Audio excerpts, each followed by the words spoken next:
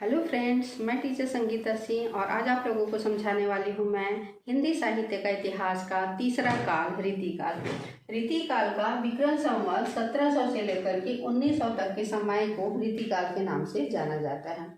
जिस प्रकार भाषा के विकास के पश्चात व्याकरण का विकास होता है, उसी प्रकार से साहित्य ग्रंथ के निर्माण के पश्चात लक्षण ग्रंथ बनते हैं।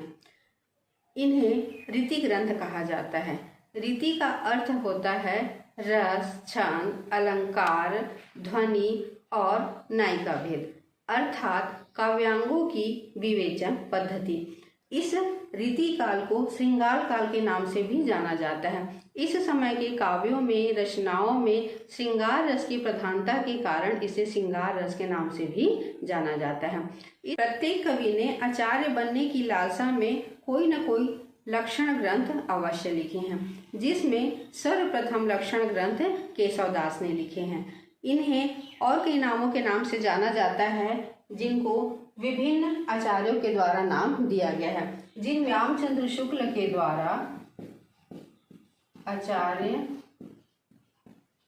रामचंद्र शुक्ल के द्वारा रीति का नाम दिया गया है।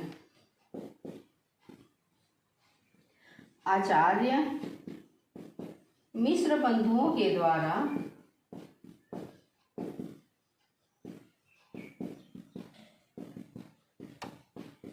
अलंकृत काल कहा गया है। अलंकृत काल। आचार्य विश्वनाथ प्रताप मिश्र के द्वारा इसे श्रृंगार काल नाम दिया गया है। साथ ही आचार्य रसाल के द्वारा इसे कला काल नाम दिया गया। अब देख लेते हैं रीति काल की प्रमुख विशेषताएं। रीति काल की प्रमुख विशेषताएं, जिसमें सबसे पहला है आचार्यत्व की प्रदर्शन। इस काल में जितने भी कवि हुए, सभी अपने आचार्यत्व का प्रदर्शन करने के लिए आचार्य पहले थे, कवि बाद में थे। इनकी कविताओं में जो है वो पांडित्य भरा पड़ा था। श्रृंगार रस की प्रधानता। रीतिकाल की रचनाओं में श्रृंगार रस की प्रधानता के कारण ही इस काल को श्रृंगार काल के भी नाम से जाना जाता है। जितनी भी रचनाएं लिखी गई, सभी जो है वो श्रृंगार रस से युक्त रचनाएं थी। चलिए अब अगला विशेषताओं को देख लेते हैं। अलंकार की प्रधानता। रीति काल की जितनी भी रचनाएं लिखी गई, सभी में अनुप्रास अलंकार, उत्प्रेक्षा अलंकार, यमक अलंकार, श्लेष अलंकार, सभी अलंकारों का प्रयोग करते हुए जो है वो रचनाएं लिखी गई थी। चौथा, भक्ति और नीति। इस काल में जितनी भी रचनाएं लिखी गई, भक्ति और नीति से परिपूर्ण थी। भक्ति का ज्यादा उल्लेख तो नहीं मिलता है, लेकिन राधा और कृष्ण के बहाने रिझने और खिंचने की बात लिखी गई है। ब्रज भाषा की प्रधानता। रीतिकाल की जितनी भी रचनाएं लिखी गई, सभी जो है वो ब्रज भाषा में ही लिखी गई। छठवा, मुक्तक छंद की रचना।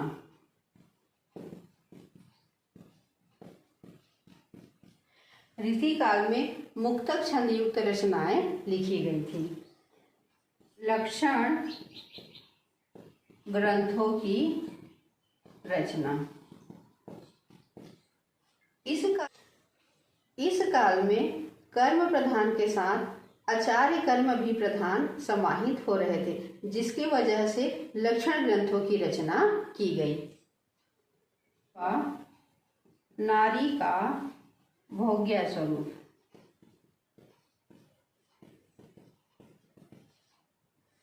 इस काल के कवियों में इस काल के कवियों की रचनाओं में राष्ट्रीय भावना की अभिव्यंजना नहीं होती है, लेकिन नारी के भोग्य स्वरूप का वर्णन जरूर मिलता है। प्रमुख विशेषताएं रही हैं, जिनमें सामंती अभिरुचि,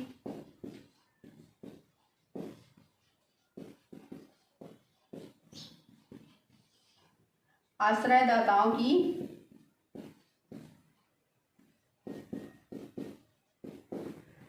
प्रशंसा।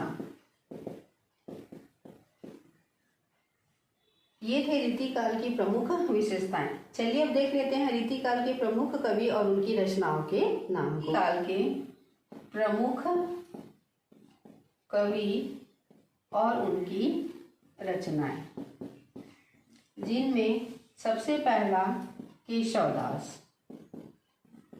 केशवदास ने लिखा है राम चंद्रिका। दूसरा मतीराम।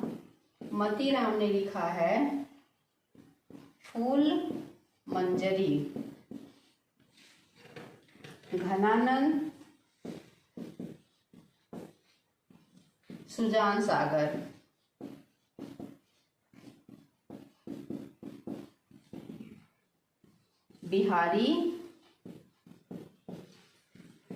बिहारी सतसई।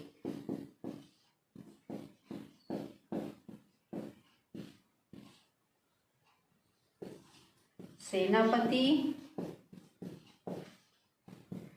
कवित्त रत्नाकर।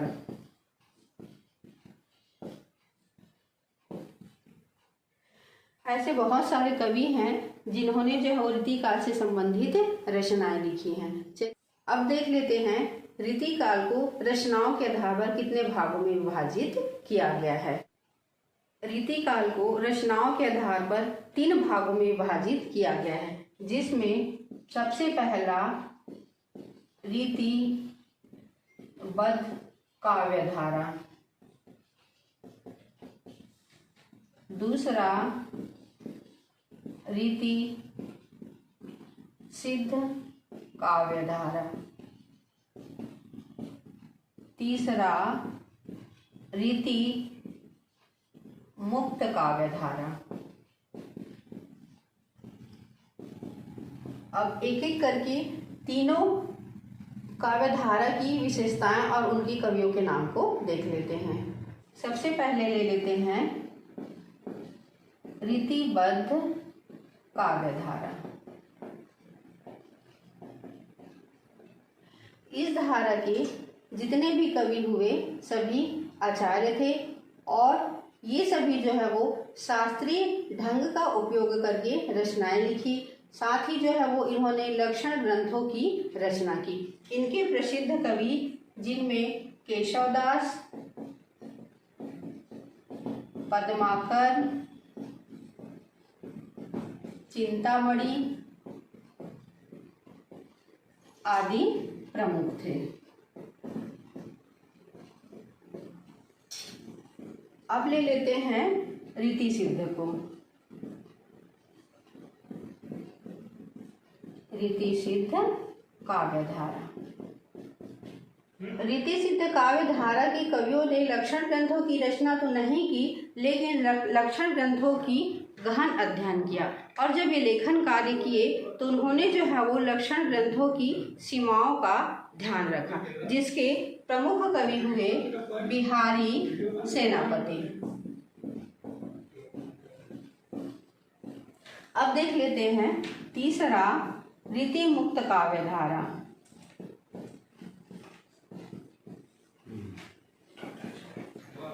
तीसरा रीति मुक्त काव्यधारा। इस काव्यधारा के कवियों ने लक्षण ग्रंथों की परिपाटी का ध्यान नहीं रखा, वरन स्वच्छंद होकर के रचनाएं लिखी, जिसके कारण ये जनमानस के अधिक करीब रहे और इनकी कविताओं में प्रेम की अनुपम छटा दिखाई देती है, जिनके प्रमुख कवि हैं घनानंद, बोधा ठाकुर।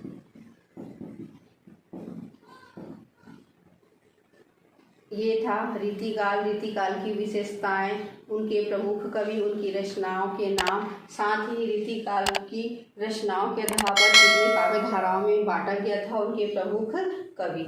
अगर आज आप लोगों को यह वीडियो पसंद आया होगा तो like, comment, share and subscribe कीजिएगा।